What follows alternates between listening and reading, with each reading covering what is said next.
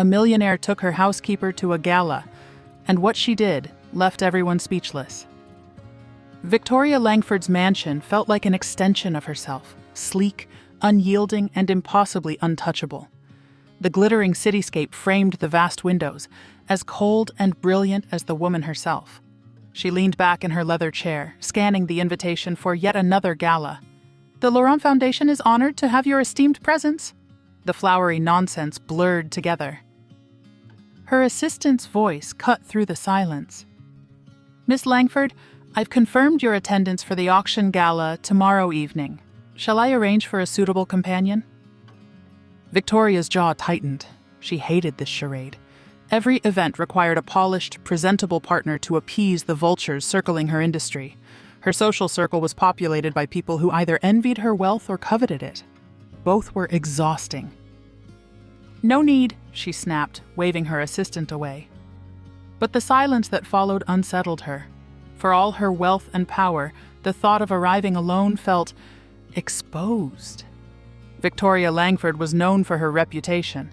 In the wealthy circles she moved in, people saw her as untouchable, both in her business dealings and her love life. Her relationships were short and carefully chosen, often with women drawn to her money and mysterious charm. Victoria didn't look for real connection. She avoided it completely. For her, relationships were just temporary distractions, ending the moment they got too personal. She kept people at a distance, close enough to admire her, but never close enough to truly know her. Victoria turned her gaze to the housekeeper, quietly polishing the crystal decanters on the bar cart.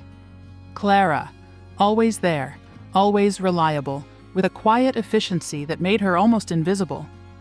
But Victoria had noticed her, hadn't she? The way Clara moved with purpose, how her eyes flicked toward the bookshelves when she thought no one was looking.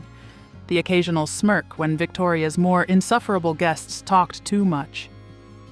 Impulsively, Victoria spoke. "Clara?" The younger woman turned, her dark eyes widening slightly, though she kept her expression neutral. "Yes, Miss Langford?" Victoria studied her for a moment, the words forming almost against her will. "Do you own an evening gown?" Clara's hands stilled on the cloth she was holding. "An evening gown?" she repeated, her voice cautious, as though the question were some kind of trap. "Yes." Victoria stood, walking over to the bar cart. "You're coming with me to the gala tomorrow. Be ready by 7. Clara blinked, clearly trying to process the statement. "You want me to go with you?"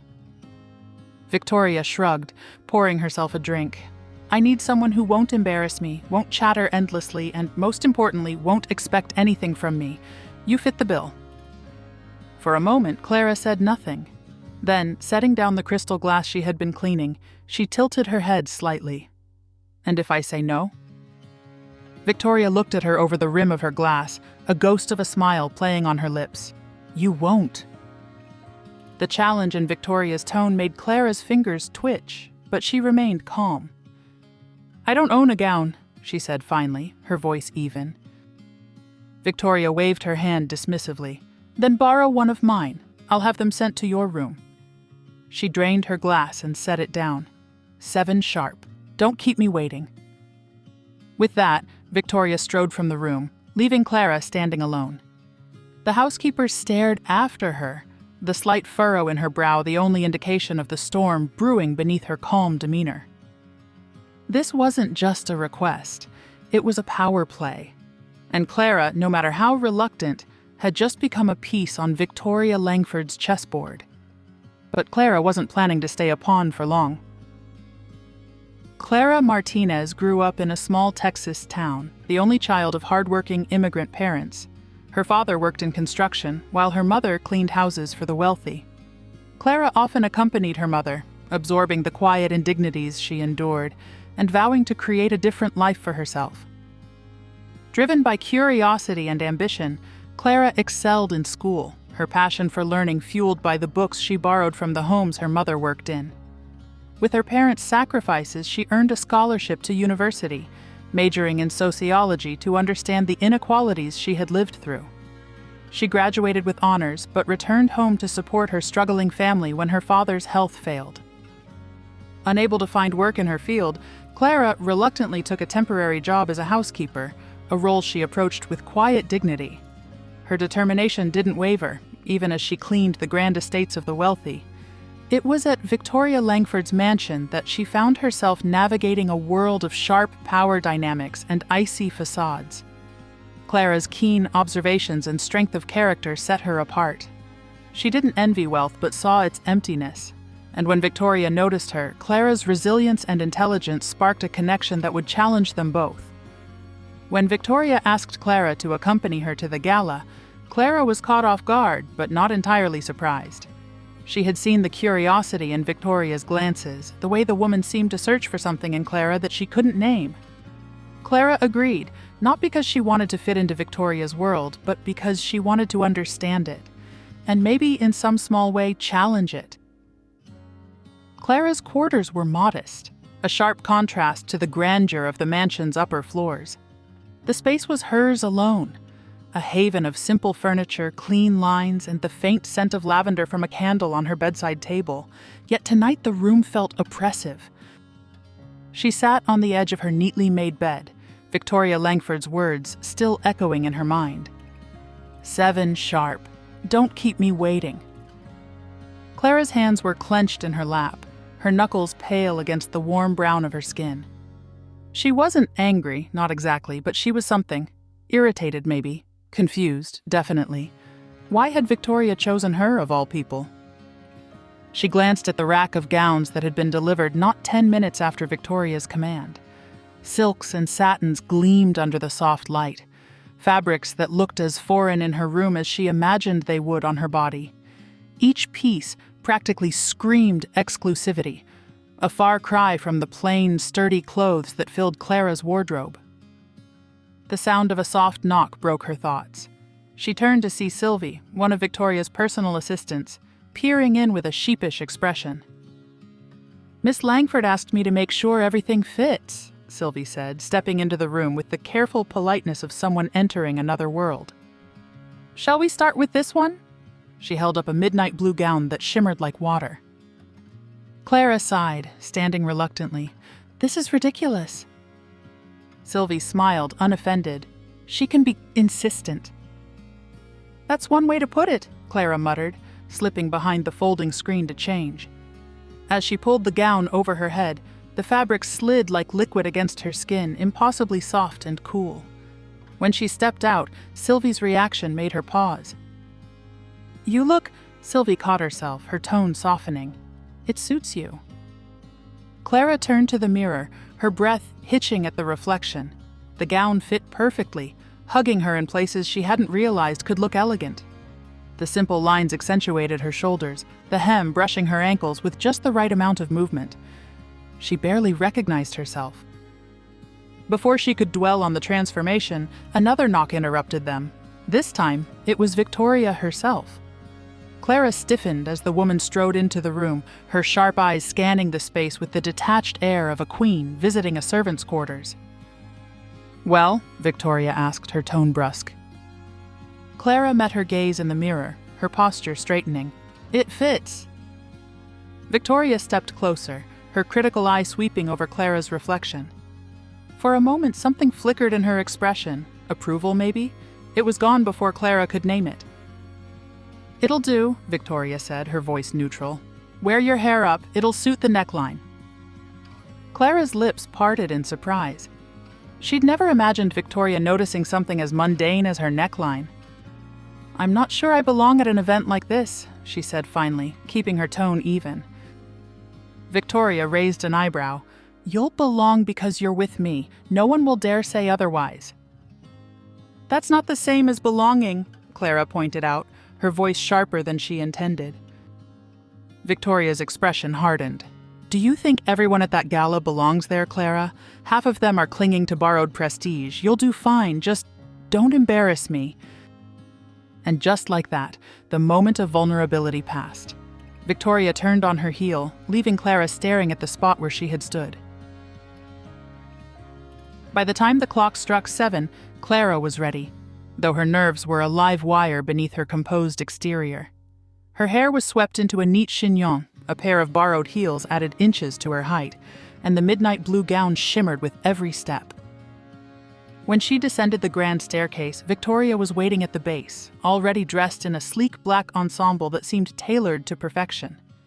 For a moment, Victoria's gaze lingered on Clara, her usual stoicism cracking just enough to reveal a flicker of something unspoken. "You'll do," Victoria said curtly, turning toward the door. But as they stepped into the waiting limousine, Clara caught the slightest upward twitch at the corner of Victoria's lips. For the first time since the invitation, Clara felt the stirrings of something unexpected. Not confidence exactly, but something close enough to carry her through the night. The ballroom glittered like a jewel box, a kaleidoscope of crystal chandeliers, gilded accents, and designer gowns that moved like waves through the crowd. Wealth dripped from every corner, from the delicate canapés balanced on silver trays to the polished smiles of guests exchanging pleasantries. Clara felt the weight of it all the moment she stepped through the grand double doors. Heads turned. Subtle, almost imperceptible shifts in posture followed as Victoria Langford's presence commanded attention. But this time, the curiosity wasn't for Victoria alone. It was for the woman beside her. Clara could feel their eyes like pinpricks on her skin. Whispered conversations began before they were even halfway across the room, the murmurs discreet but deliberate. She forced her chin higher, her steps steady despite the knot in her stomach. Her hand grazed the sleek fabric of her gown, seeking a focus point. Victoria, as unflappable as ever, leaned toward her and murmured, "Ignore them." Clara glanced at her, noting how effortlessly Victoria seemed to glide through the room, as though the scrutiny was nothing more than a passing breeze. For a moment, Clara envied her. But then again, Victoria had always lived in this world. She, on the other hand, was an interloper. "Victoria!" a voice rang out, smooth and saccharine. A woman in a shimmering gold gown approached, flanked by two equally polished companions. "Camille," Victoria replied, her tone cool but polite. "I see you're still partial to overstatement." Camille's painted smile didn't falter as her gaze flicked to Clara. "And who is this?" she asked, her tone laced with faux curiosity. Victoria's lips curved slightly. "This is Clara. She's accompanying me tonight." Clara extended her hand, her smile polite but measured. "It's nice to meet you." Camille took the offered hand, her grip light, her expression unreadable. "Charmed," she said, though her eyes betrayed her surprise. Clara was sure the question on her mind mirrored the unspoken thoughts of everyone else in the room. Who is she? The conversation moved on, with Camille redirecting her attention to Victoria, probing her about some business merger with thinly veiled jabs at her competition. Clara stood silently at Victoria's side, her expression calm as she observed the exchange. She wasn't used to being ignored, at least not like this.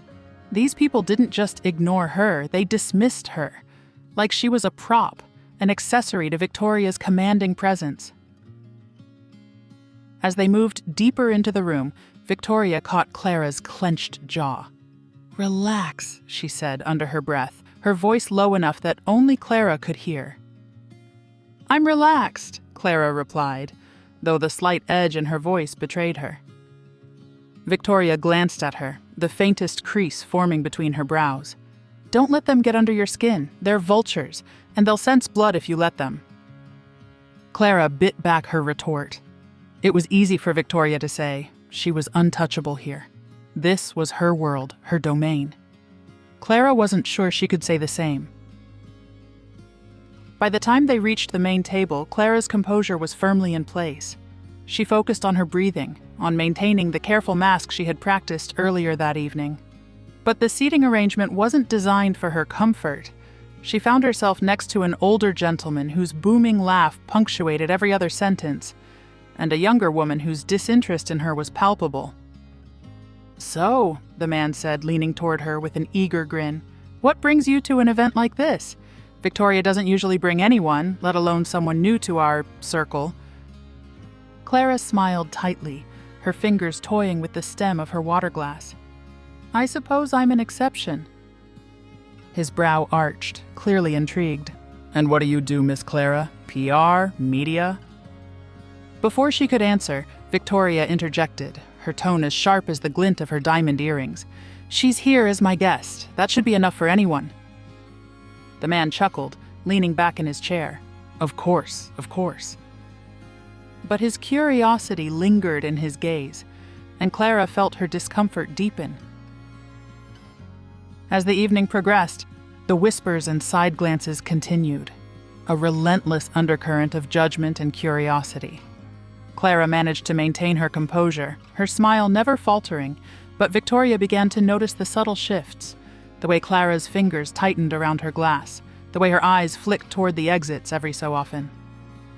During a brief lull in the conversation, Victoria leaned toward her again. "You're doing fine." Clara met her gaze, her own eyes steady but tired. "I'm not sure I am." Victoria hesitated, a rare moment of uncertainty crossing her face. "This isn't easy, I know." The admission surprised Clara, and for a moment, she saw something in Victoria that she hadn't expected. Vulnerability? No, something more like recognition. When the night's entertainment began, a string quartet playing on a raised dais, Clara found a moment to breathe. The music filled the room, its elegance offering a reprieve from the endless social scrutiny. Victoria glanced at her, her expression unreadable. "Still want to leave?" Clara's lips twitched into a faint smile. "Ask me again in an hour." For the first time that night, Victoria let out a soft chuckle. It was fleeting, barely more than a breath, but it was enough to cut through the tension. Clara straightened in her seat, a quiet determination settling over her. She wouldn't let them break her. Not tonight. The dining hall was a study in opulence, every detail carefully curated to reflect wealth and exclusivity. The table stretched endlessly, a gleaming expanse of polished mahogany adorned with crystal chandeliers above and pristine place settings below. Laughter and conversation swirled like the champagne in every guest's glass, filling the space with an air of easy indulgence. Clara sat between Victoria and a man she vaguely remembered being introduced as Gregory Hawthorne, some executive with an insincere smile and a tendency to interrupt. Across the table sat Camille, Victoria's so-called friend, her lips curling in a way that suggested she was more predator than ally. The air between them was sharp, the type of atmosphere Clara imagined could cut diamonds. "So, Clara," Gregory began, his voice dripping with curiosity, "I couldn't help but notice you're not exactly a regular in our circles." His words hung in the air, teetering between casual observation and pointed condescension. Clara, who had been taking a small sip of water, set her glass down calmly. "That's true. I suppose I'm more accustomed to circles where the focus is on the work rather than the networking." Gregory's eyebrows lifted, his grin widening as though he'd found a toy to play with. "Oh, how refreshing. And what kind of work might that be?" Before Clara could answer, Camille leaned in, her tone honeyed, but her words laced with venom. "Victoria mentioned you've been with her for some time now. You must know her better than most of us. Tell me, what's the secret to her success? It must be fascinating to watch from your position." Clara felt the weight of every gaze at the table settle on her, the subtle curiosity mixed with amusement. These people weren't asking out of interest. They were testing her, prodding to see if she'd falter. Victoria stiffened beside her, her expression hardening. Clara could feel the slight shift in her posture, a quiet signal of her displeasure. But Clara didn't need rescuing. She smiled, serene but sharp.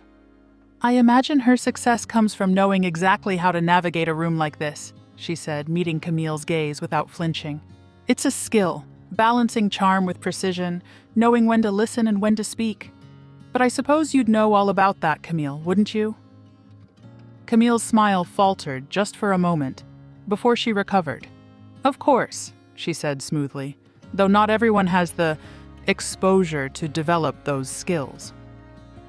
Clara tilted her head, her expression still pleasant. "True, but exposure isn't always enough, is it? It takes more than proximity to understand nuance."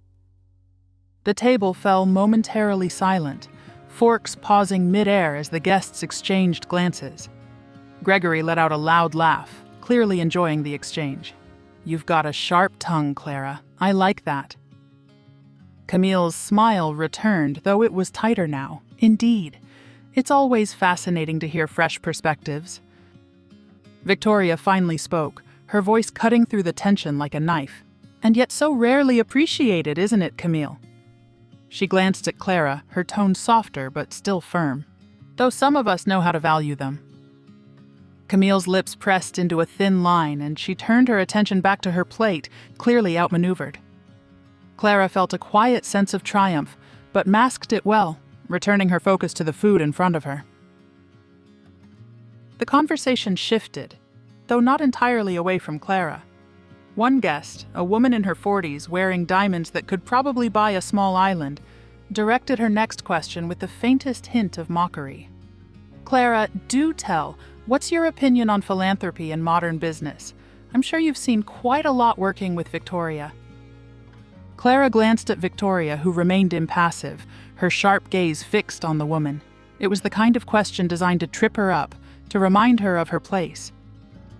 Clara set her fork down, meeting the woman's gaze with a calm intensity. Philanthropy, when genuine, can be transformative. But if it's just a PR move, it risks dehumanizing the very people it's meant to help. True philanthropy, I think, starts with understanding the people at the heart of the issue. It's less about grand gestures and more about meaningful change. The table stilled again, the easy chatter evaporating. Camille shifted uncomfortably in her seat. Gregory leaned forward, genuinely intrigued. Even Victoria seemed caught off guard, her gaze softening as she watched Clara. The woman nodded slowly, her expression less mocking now. "An interesting perspective," she admitted. "Not what I expected." Victoria's lips curved into a faint smirk. "Clara has a way of surprising people," she said, her tone carrying a subtle warning that silenced any further probing. As dessert was served, Clara allowed herself a quiet breath of relief. The storm had passed, and though she'd been battered by the pointed questions and veiled insults, she hadn't been broken. If anything, she felt stronger for it. Victoria, for her part, leaned in slightly as the conversation turned elsewhere. "You handled that well," she murmured. Clara glanced at her, her voice low but steady. "I'm not sure your friends agree." "They're not my friends," Victoria replied simply, her gaze briefly scanning the room. "And they don't have to agree. You did exactly what you were supposed to do, held your ground." Clara wasn't sure if it was a compliment or an observation, but either way, it felt like a small victory. As the dinner drew to a close and the guests began to drift toward the ballroom for dancing, Victoria rose, her usual confidence radiating from her. She offered Clara her hand, a small gesture that seemed to speak volumes. Clara hesitated for only a moment before taking it. "Shall we?" Victoria asked, her tone softer than usual. Clara nodded, straightening her shoulders. "Let's." They walked into the next room together, the weight of judgment still lingering in the air. But this time, Clara felt less like an outsider. She might not belong to this world, but tonight, she had proven she could hold her own. The ballroom's tempo had shifted. The string quartet played livelier tunes now, and clusters of well-dressed elites gathered in animated conversations. Clara lingered near the edge of the room, close enough to Victoria to be present, but far enough to avoid more prying questions. The chatter hummed around her, a blend of casual gossip and pointed debates. It was during one of these debates that her attention sharpened. A circle of business leaders stood nearby, their voices rising just enough for snippets to drift her way. Victoria was among them, her posture as commanding as ever, though she seemed to be playing the role of observer rather than participant. The discussion had turned to the responsibilities of corporations in addressing income inequality. Clara's ears pricked at a particular voice, a man with a tone as self-assured as his posture was languid. "I don't see why we're even discussing this," he said, swirling his wine. "Corporations aren't charities. If people want better opportunities, they need to earn them."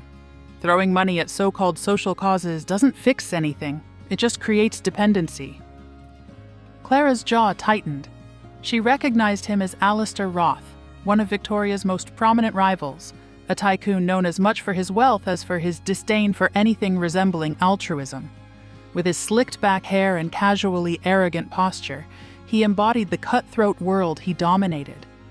She caught Victoria's gaze briefly, noting the faint flicker of irritation in her usually stoic expression. "I imagine you agree, Victoria," Alistair continued, his smirk almost daring her to argue. "You've always been a pragmatist." Victoria tilted her head, a ghost of a smile on her lips. "Pragmatism and indifference aren't the same thing, Alistair." Clara saw the opening before she could stop herself. She stepped forward, her voice steady but unassuming. "But isn't it pragmatic to address the root causes of inequality? Investing in people isn't charity, it's strategy." The group turned toward her in unison, their surprise palpable. Alistair's smirk widened, as though he were entertaining an amusing distraction. "And you are?" he asked, his tone dripping with condescension. "Clara," she replied simply. "I'm here with Miss Langford." The faintest twitch in Victoria's expression suggested both surprise and curiosity, but she said nothing, letting Clara continue. Alistair raised an eyebrow. "A bold assertion, Clara, but let me ask you this. How does investing in people, your term, translate to value for shareholders? Isn't that the end game?" Clara met his gaze without flinching. "Value isn't just about immediate returns, Mr. Roth. Long-term growth depends on stability, and stability requires equity. When people are empowered through education, fair wages, or opportunities, they contribute more effectively. Their success feeds into the economy, which ultimately benefits everyone, including shareholders." The silence that followed was weighty, the kind that signaled something unexpected had just transpired. Alistair blinked, clearly not expecting such a measured response. He opened his mouth to retort, but Clara pressed on. "You mentioned dependency," she said. "But dependency is often a symptom of systems that deny people agency in the first place. Addressing that isn't creating dependency, it's breaking it." There was a pause before a soft chuckle escaped from Gregory Hawthorne, who had been lingering on the edge of the group. "She has a point, Alistair." Alistair's smirk faltered, but he recovered quickly, waving his hand dismissively. "An interesting perspective," he said, his tone tight. "Though I'd argue the complexity of global economics isn't so easily solved with idealism." Clara nodded, her tone unyielding but calm. "It's not idealism, it's sustainability. Complex problems require complex solutions, but ignoring them doesn't make them go away." The group exchanged glances, their previous air of superiority tempered with a quiet respect. Victoria, still silent, leaned back slightly, her eyes on Clara. There was no smirk now, no mask of amusement, just something softer. Admiration, maybe? Or pride? Alistair shifted, clearly eager to redirect the conversation. "Well," he said, his voice tight, "it's always enlightening to hear fresh perspectives." He turned to Victoria. "Langford, you certainly know how to bring a wild card to the table." Victoria's lips curved faintly. "I've always valued perspectives that challenge the status quo, Alistair. It's what keeps us sharp." The subtle jab landed, and Alistair's expression soured as the group dispersed. Clara turned toward Victoria, her heart racing despite her outward composure. "I didn't mean to speak out of turn," she said, her voice quieter now.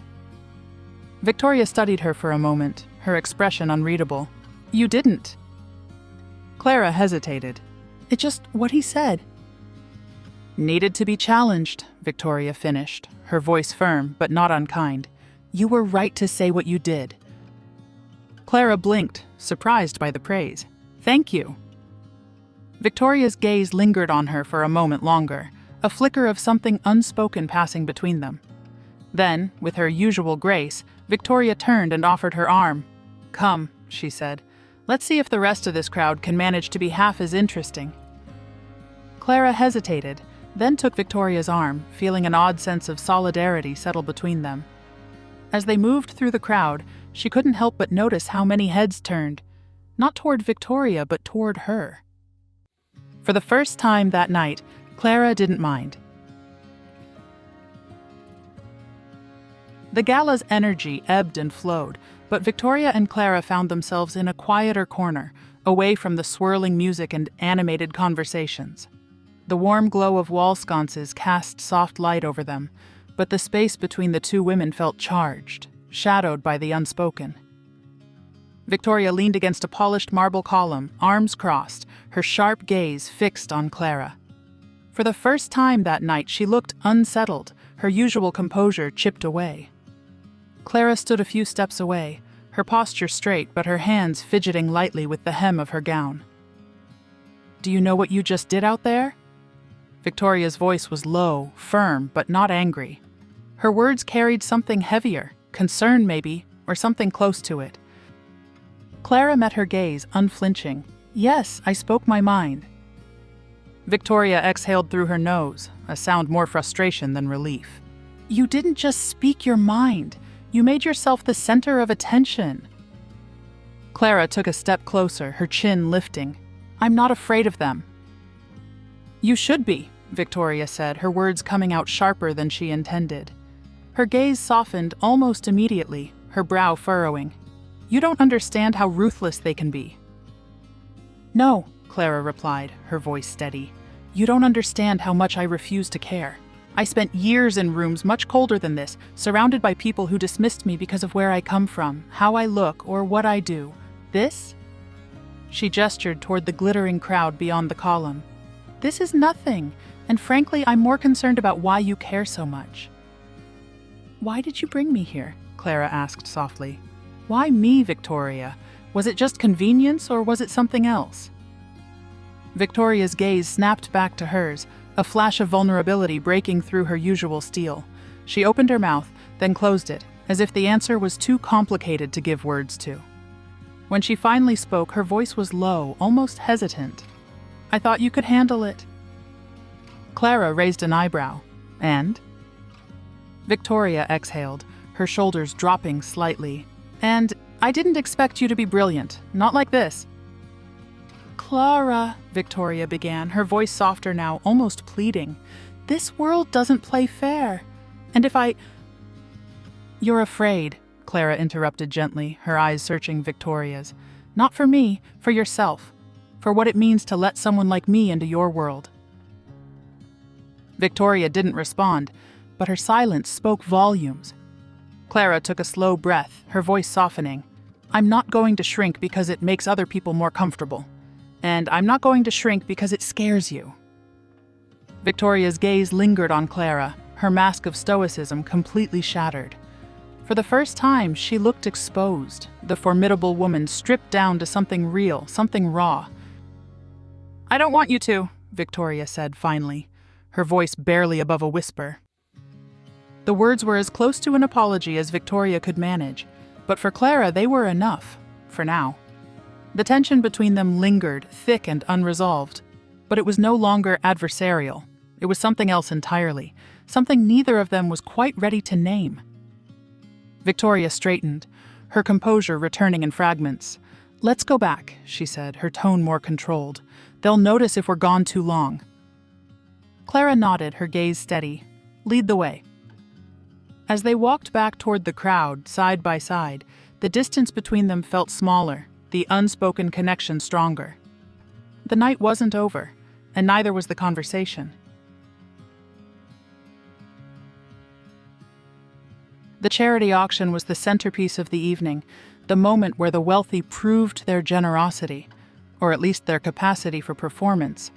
The ballroom quieted as the auctioneer stepped onto the stage, his voice booming through the space, announcing the evening's cause: education initiatives for underprivileged youth. Victoria stood at the back of the room, a flute of champagne in hand, her expression carefully neutral. Beside her, Clara observed the proceedings with an intensity that Victoria couldn't ignore. The list of auction items rolled out, each more ostentatious than the last. A private yacht cruise, an art piece by a renowned painter, a rare bottle of wine. Bids soared, each one met with polite applause, but the room buzzed more with competition than compassion. Clara's lips tightened slightly, her gaze following each bidder. Victoria noticed, but said nothing. She could feel Clara's discomfort like static electricity in the air. The tension broke when the next item was announced: a week-long retreat at an exclusive villa donated by none other than Alistair Roth. "Proceeds will go directly to the scholarship fund," the auctioneer declared. Alistair, sitting near the front, leaned back with a smug smile, clearly reveling in the attention. "Shall we start at 50,000? He said loudly, eliciting scattered laughter from the crowd. Clara shifted beside Victoria, her voice low but firm, carried only between them. "Do they even care where the money's going?" Victoria didn't respond. She knew the answer, and from Clara's expression, she did too. The bids climbed steadily, the excitement in the room growing. Alistair leaned over to exchange a few words with Camille, his smirk widening. Victoria caught the exchange and felt the familiar irritation of his theatrics. But before she could say anything, Clara stepped forward. "Excuse me," Clara said, her voice cutting through the din like a knife. The room fell silent. All eyes turned to her, the interloper who had thus far managed to stay composed despite their scrutiny. Now she was in the spotlight, and the weight of their attention was palpable. Victoria froze, her heart skipping. Clara hadn't even consulted her. She wanted to stop her, but something held her back, the certainty that Clara wouldn't back down. "Oh, 50,000 is generous," Clara began, her voice steady, her posture straight. "But I have a question. How much of that generosity is about the cause, and how much is about being seen?" A ripple of whispers broke out, the crowd exchanging glances. Alistair leaned forward, his smirk faltering slightly. Clara continued, undeterred. "Donating to charity shouldn't be about bidding wars or bragging rights. If we're here to make a difference, let's make one. The money isn't just a number. It's books, meals, teachers, opportunities for kids who might never have had them otherwise. It's lives changed." Victoria's champagne flute froze halfway to her lips. She'd seen Clara bold before, but never like this, standing in a room full of people ready to dismiss her, yet commanding their attention like she belonged there. "Charity," Clara said, her voice rising slightly, "isn't about writing checks for the biggest tax deduction. It's about responsibility, compassion, and understanding that wealth means nothing if it isn't used to lift others." The room was silent. Even the auctioneer seemed unsure of what to do. Alistair's smirk had turned into a thin line, his jaw tightening. Camille shifted uncomfortably in her seat. Victoria couldn't take her eyes off Clara. She'd expected her to hold her own tonight, but not to challenge the very foundation of how these people viewed themselves. It was reckless, but it was also extraordinary. Finally, Gregory Hawthorne broke the silence with a slow clap. "Well said," he drawled, his voice carrying a note of genuine admiration. "A refreshing perspective, wouldn't you agree, Alistair?" Alistair's smile was strained. "Certainly, though I suppose ideals like that are easier when you're not the one footing the bill."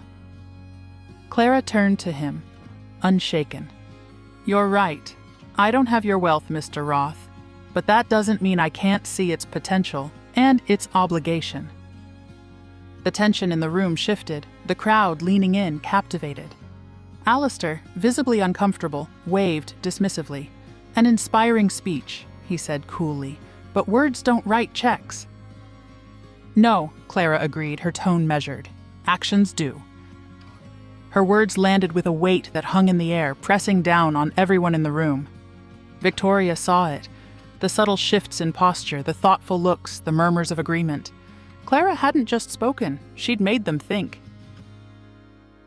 After a beat, the auctioneer cleared his throat, awkwardly resuming the bidding. The room slowly came back to life, but the energy had changed. Clara had turned the night on its head, challenging the complacency of Victoria's peers in a way Victoria herself had never dared. Victoria stepped closer to Clara as the crowd's focus returned to the auction. Her voice was low, just for Clara. That was bold. Clara glanced at her, her expression calm but resolute. It needed to be said. Victoria studied her, her usual mask slipping. For a moment she looked almost odd. You've done more in 5 minutes than some of these people have done in their lives." Clara didn't smile, but something softened in her gaze. "It's not about doing more. It's about doing what's right." Victoria exhaled, something like a laugh escaping her. "You're going to make enemies tonight." "I've had worse," Clara replied simply. Victoria shook her head, a faint smile tugging at the corner of her lips. "You're remarkable." Clara held her gaze, unblinking. "So are you, if you let yourself be." The words lingered, intimate and unguarded. Victoria didn't respond. For the first time in years, she felt exposed, but not vulnerable. It was something else, something she wasn't ready to name. As the auction wrapped up and the crowd shifted toward the next event, Victoria and Clara remained rooted in their corner, the distance between them feeling smaller than ever. Tonight, everything had changed, and neither of them could ignore it any longer. The soft hum of the limousine's engine filled the space as the city lights blurred into streaks against the windows. Inside, the atmosphere was thick with the weight of unspoken words. Victoria sat stiffly in one corner, her arms crossed and her gaze fixed ahead. Across from her, Clara leaned back, her posture relaxed, but her expression quietly triumphant, the faintest trace of a smirk lingering at the corners of her lips. For a long moment, neither of them spoke. Victoria's fingers tapped rhythmically against the leather seat, her usual composure fraying at the edges. Clara finally broke the silence, her voice calm but pointed. "Say it," she said, her eyes meeting Victoria's. "You're dying to." Victoria's gaze flicked to her, sharp but not unkind. "You certainly enjoyed yourself back there." Clara tilted her head, her smirk deepening. "Is that what you think? That I did it for fun?" Victoria leaned forward, her elbows resting on her knees. "You know exactly what I think, Clara. You're proud of yourself, and you should be, but you also put a target on your back tonight. Do you understand that?" Clara shrugged, unfazed. "I've had worse, I told you that." Victoria's jaw tightened. "This isn't about handling it. It's about knowing when to pick your battles." "And I chose one," Clara said, her voice firm but measured. "It's not my fault if they weren't prepared to hear it." Victoria leaned back, exhaling sharply. "You have no idea how this world works, do you?" Clara's smirk faded, her expression sharpening. "I know enough to see how much you hate it." The words landed like a crack of thunder in the quiet car. Victoria stiffened, her gaze snapping back to Clara's. For a moment, her mask slipped, revealing something raw beneath, something that made Clara hold her ground even more firmly. "Why did you bring me tonight?" Clara asked, her voice quieter now, but no less direct. "Was it to keep up appearances, to fill an empty seat? Or was it something else?" Victoria's lips parted slightly as though to respond, but she hesitated. The silence between them deepened, the tension in the air palpable. Finally, she spoke, her voice low and almost hesitant. "I brought you because I thought you'd keep things simple." Clara laughed softly, the sound dry but not unkind. "Simple? You should have known better." Victoria's lips twitched, but the smile never fully formed. "I should have," she admitted, her voice quieter now. Clara leaned forward, her elbows resting on her knees. "So what is it, Victoria? Why does it matter so much what they think of me or of you?" Victoria didn't answer immediately. She turned her gaze to the window, watching the city pass by in streaks of light. When she finally spoke, her voice was softer, almost vulnerable. "They're not just people to impress," she said. "They're people who control everything, who can take everything. I've spent years walking that line, learning how to navigate them, how to make them see me as one of them." Clara's gaze didn't waver. "And did it work?" Victoria turned back to her, her expression unreadable. "I don't know anymore." The honesty in her voice caught Clara off guard, and for a moment she said nothing. The soft hum of the engine filled the silence again, the tension between them thick but no longer adversarial. "You didn't just hold your own tonight," Victoria said suddenly, breaking the silence. "You changed the entire room. They'll be talking about you for weeks." Clara raised an eyebrow. Is that a compliment or a warning? Victoria's lips curved into a faint smile. Both. Clara leaned back, crossing her arms. "I didn't come here to play their game, Victoria. I came because you asked me to, and maybe, just maybe, you needed someone to remind you that there's another way." Victoria's gaze lingered on her, the words sinking in deeper than she cared to admit. "Another way," she repeated, almost to herself. Clara nodded, her expression softening. "You don't have to be like them. You don't even like them. So why keep pretending?" Victoria looked away, her jaw tightening. She hated how easily Clara saw through her, how effortlessly she stripped away the layers Victoria had spent years building. But more than that, she hated that Clara was right. The limousine slowed as it neared the estate, the familiar gates coming into view. Victoria straightened, her composure returning in fragments. But as the car stopped and the driver opened the door, she hesitated. "Clara," she said, her voice softer now, "you didn't have to defend me back there." Clara stepped out of the car, then turned back to look at Victoria. "I wasn't defending you," she said, her tone gentle but firm. "I was defending what mattered." Victoria stayed in the car for a moment longer, watching as Clara walked toward the house, her posture straight, her presence unshakable. When Victoria finally stepped out and followed, she felt the weight of the night settle over her. But alongside it, a spark of something unfamiliar. Admiration? Maybe. But it was more than that. Something deeper, something personal. Something she wasn't ready to name. The morning light filtered through the tall windows of Victoria's private study, illuminating the shelves of leather-bound books and the antique desk that dominated the room. Victoria stood by the window, her back to the door, staring out at the manicured grounds. A half-empty cup of coffee sat forgotten on the windowsill, the steam long gone. She had been awake for hours, restless, replaying the night's events in her mind. When the soft knock came, she didn't turn. "Come in." Clara stepped inside, her movements as measured as always, but her expression betrayed her unease. The tension from the gala still lingered, unspoken but heavy between them. She stood near the door, waiting, her posture guarded. Victoria finally turned, her gaze sharp but tinged with something softer. "Close the door." Clara's brow furrowed slightly, but she obeyed, shutting the door behind her with a soft click. She stayed where she was, her arms crossed, clearly bracing for whatever was coming. "I owe you an apology," Victoria said, her voice quieter than usual. Clara blinked, startled. That wasn't what she'd expected. For what? "For bringing you into that circus last night without preparing you," Victoria admitted, stepping away from the window. "For doubting you when you stood your ground. And for everything after." Clara tilted her head, studying Victoria carefully. "You don't apologize often, do you?" Victoria's lips twitched, but the smile didn't quite form. Not particularly.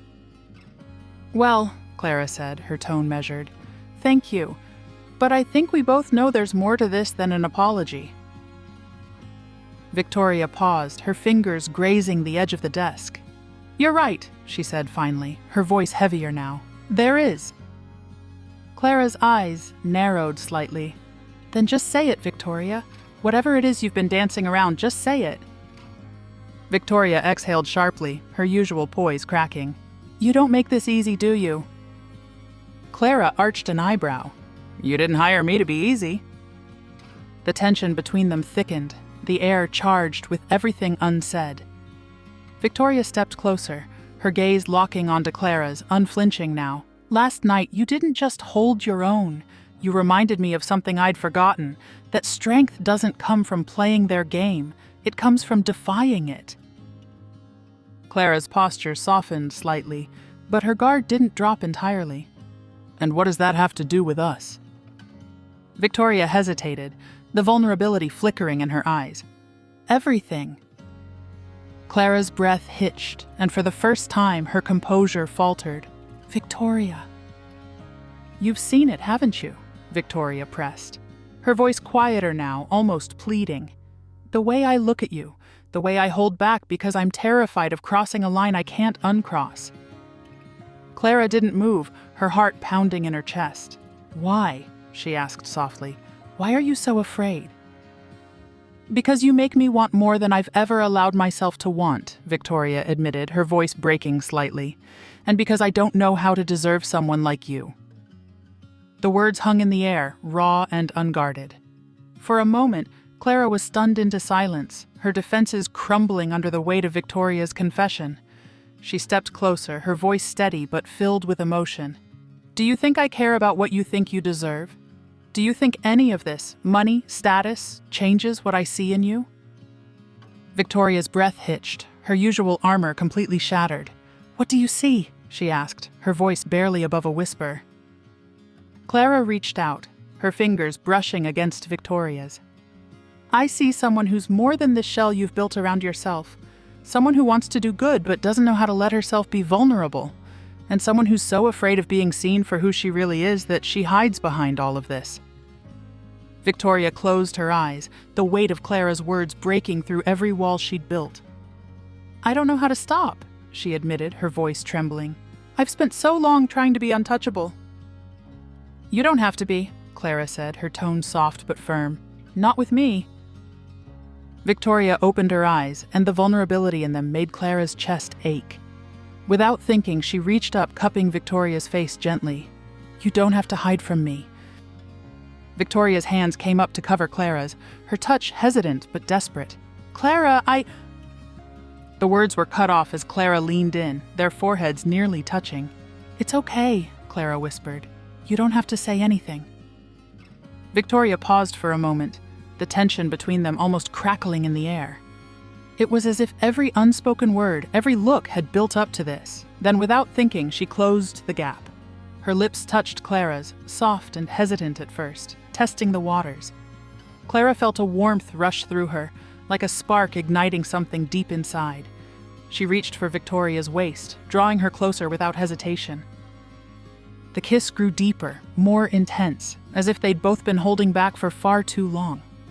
Victoria's fingers slid into Clara's hair, guiding her gently but firmly. Their breaths mixed in the closeness, the moment stealing the world away from them.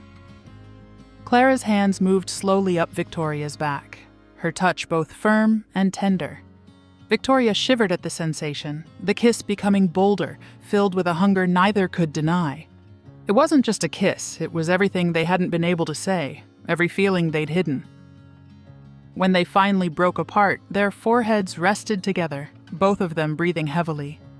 Victoria's eyes, usually so guarded, looked at Clara with something raw and real. Clara smiled softly, her voice barely above a whisper. "I don't want to lose you." "You won't," Clara said softly, "but you have to let me in."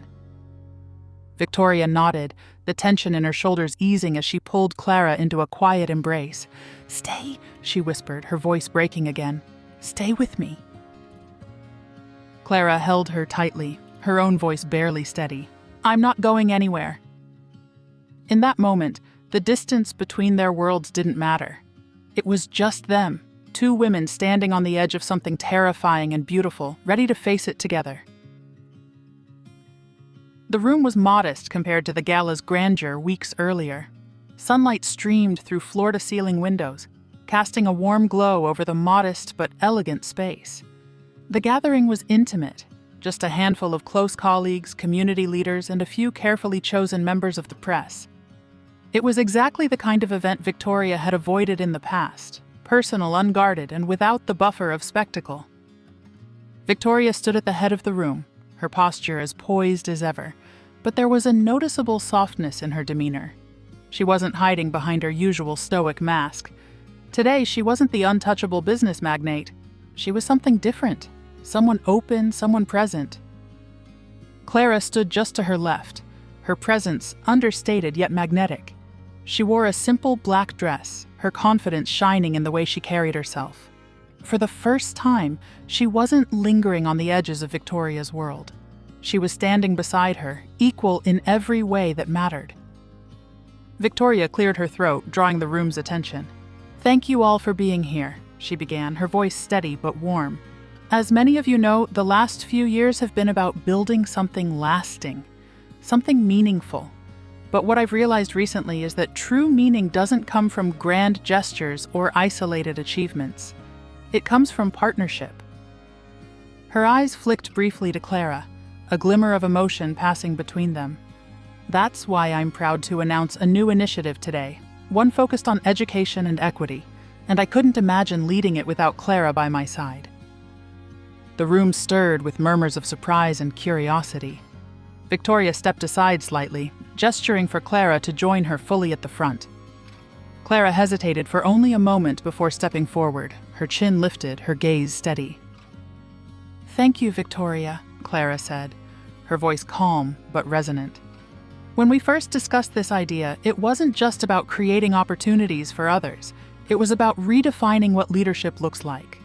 Leadership isn't about control. It's about collaboration, compassion, and understanding the power of shared goals." Victoria watched her, the faintest smile tugging at her lips. Clara's words weren't just compelling, they were transformative, the kind of truth that made people sit up and listen. As the event continued, Victoria and Clara fielded questions from attendees, discussing their vision for the initiative. The room began to shift, the initial surprise at their partnership giving way to admiration. Even the most skeptical guests couldn't deny the energy between them, an unspoken but undeniable connection. During a quiet moment, as the crowd mingled, Gregory Hawthorne approached with a knowing grin.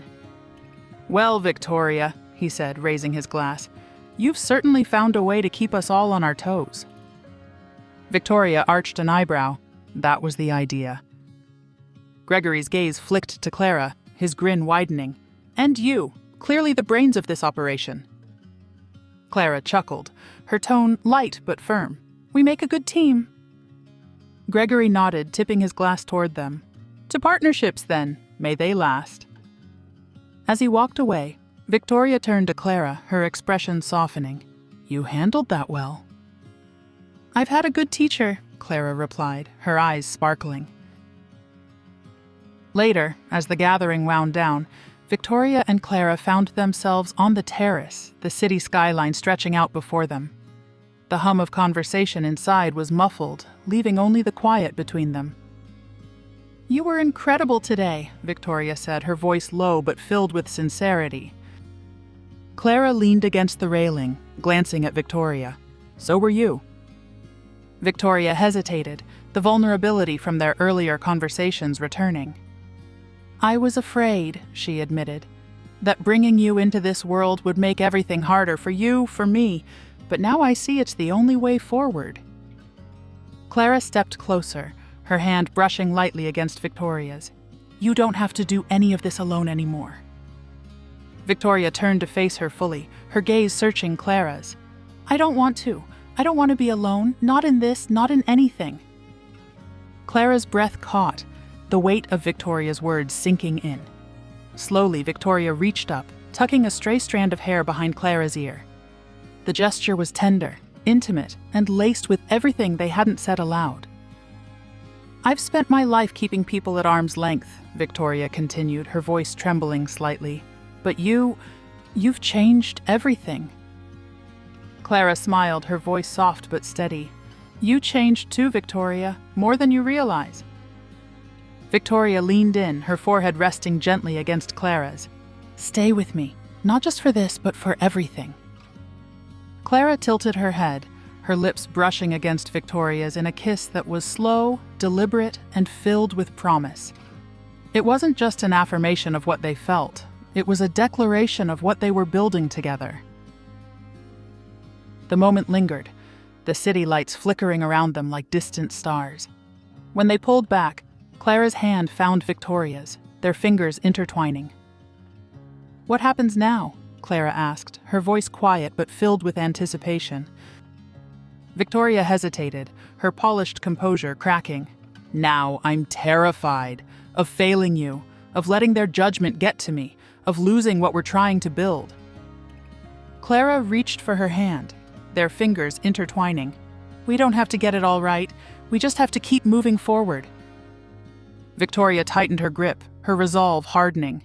They'll doubt us. They'll question everything we do. Then let them, Clara said, her voice firm.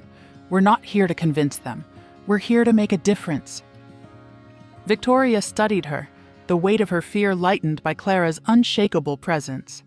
The terrace fell quiet again, the hum of the city below a reminder of the challenges waiting beyond the moment. When they returned to the room, hand in hand, the whispers resumed. Judgment lingered in every glance, every measured smile. But Victoria met it head-on, her grip on Clara's hand steady. They walked back inside, hand in hand, ready to face whatever came next. The world would talk, as it always did, but Victoria and Clara were no longer concerned with playing by its rules. Together they would redefine what it meant to lead and what it meant to love.